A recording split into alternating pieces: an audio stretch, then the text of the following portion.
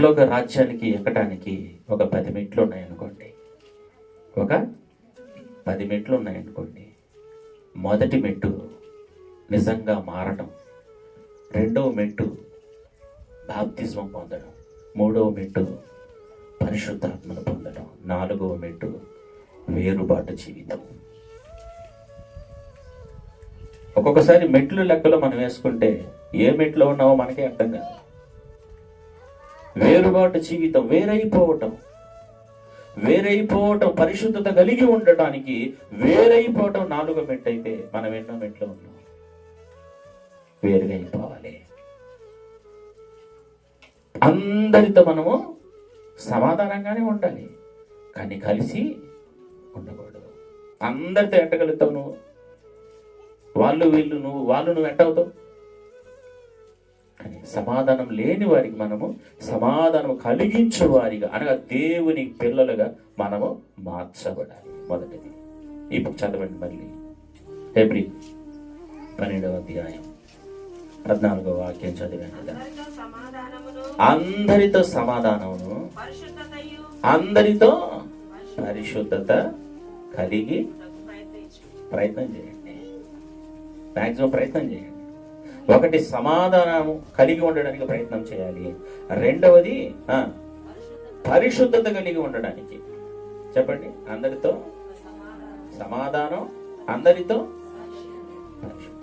పరిశుద్ధత కలిగి ఉండడానికి ప్రయత్నం చేయండి. పరిశుద్ధత కలిగి ఉండాలి అనండి. ఎలాంటి పరిశుద్ధత? పరిశుద్ధత అంటే ఏంటి అసలు చెప్పండి. మీకు తెలిసినవి చెప్పండి. పరిశుద్ధత అంటే ఏంటి? పరిశుద్ధంగా ఉండమన్నాడు కదా. శుభ్రంగా స్నానం చేద్దామా? కొత్త బట్టలు వేసుకోవడం పరిశుద్ధత, ఉతికిన బట్టలు తొడుక్కోవడం పరిశుద్ధత, తెల్లని వస్త్రాలు ధరించుకోవడం పరిశుద్ధత. ఏంటి పరిశుద్ధత? పరిశుద్ధత కలిగి జీవించటానికి, కలిగి జీవించాలి. కేవలం కలిగి ఉండడం, కలిగి జీవించడానికి ప్రయత్నం చేయండి. ఎవరండి పరిశుద్ధులు? ఎవరు పరిశుద్ధులు అంటే క్రీస్తు ప్రభుల వారి యొక్క రక్తంలో తమ బట్టలు కడుక్కున్న వారు పరిశుద్ధులు. Praise the Lord. క్రీస్తు ప్రభువు నందు విశ్వాసం ఉంచిన వారు పరిశుద్ధులు. క్రీస్తు ప్రభువు మమ్మల్ని రక్షిస్తాడని నమ్మి క్రీస్తు కొరకు బ్రతుకుతారే పరిశుద్ధులు. క్రీస్తు కొరకు తమ పాత జీవితాన్ని, పాపపు జీవితాన్ని విడిచిపెట్టిన వారు పరిశుద్ధులు. క్రీస్తు కొరకు పాపాన్ని చంపిన వారు పరిశుద్ధులు. ప్రతి పత్రికలో మొదటి వాక్యంలో ఉంటే క్రీస్తునందు విశ్వాసం ఉంచిన పరిశుద్ధులకు రాయబడింది ఏమనగా, ఆయనతో విశ్వాసం ఉంచటం కూడా పరిశుద్ధతే. కానీ ఒకటి చెప్పనా, కేవలం విశ్వాసం ఉంచడమే కాదు, ఆయనకు విశ్వాస పాత్రులుగా ఉండటమే పరిశుద్ధత. Praise the Lord. యేసు ప్రభు అని, యేసు ప్రభు దేవుడని, యేసు ప్రభు దేవుళ్ళల్లో ఒక దేవుడని అందరూ చెప్తున్నారు. నువ్వు చెప్పేదేంటి? అందరూ చెప్తున్నారు. కానీ ఆయన పట్ల విశ్వాసిగా నువ్వు జీవిస్తున్నావా? అదే పరిశుద్ధత. అదే కొత్త నిబంధనలో పరిశుద్ధులు అని వాడిన ప్రతి చోట కూడా ఆది సంఘ నాయకుల గురించి ఆ పదం వాడబడింది. ఆది అపోస్తలుల గురించి ఆ పదం వాడబడింది. దేవుని యొక్క మహిమ కలిగిన సేవకులు పరిశుద్ధులు. ప్రభు నందు విశ్వాసులుగా జీవించేవారు పరిశుద్ధులు. ప్రభు రక్తంలో కడగబడి తమ వస్త్రాలను తెల్లగా చేసుకున్నవారు పరిశుద్ధులు.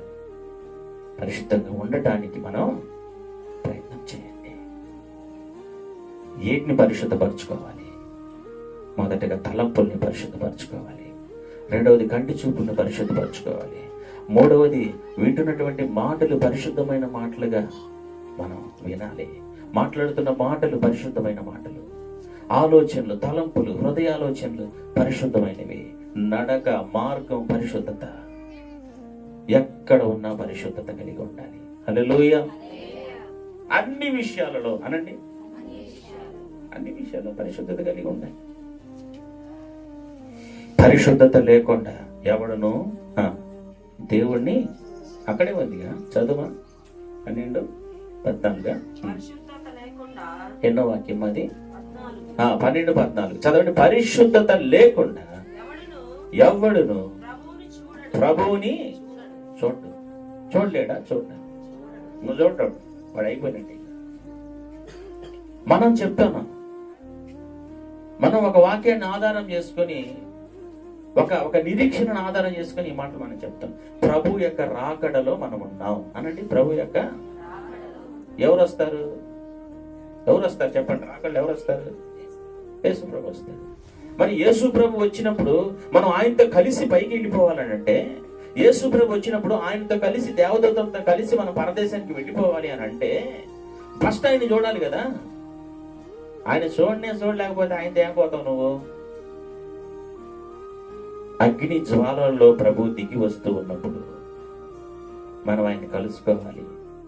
లేదు, ప్రభు యొక్క పిలుపుని బట్టి మనం ఆయన దగ్గరికి వెళ్ళటానికి మనం ఆయన్ని చూడాలంటే మనకు పరిశుద్ధత కావాలి.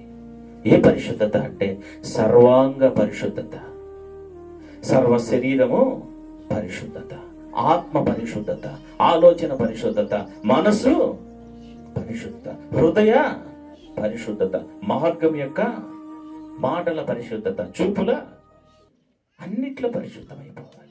అట్టివాడే ప్రభువుని చూడగలడు.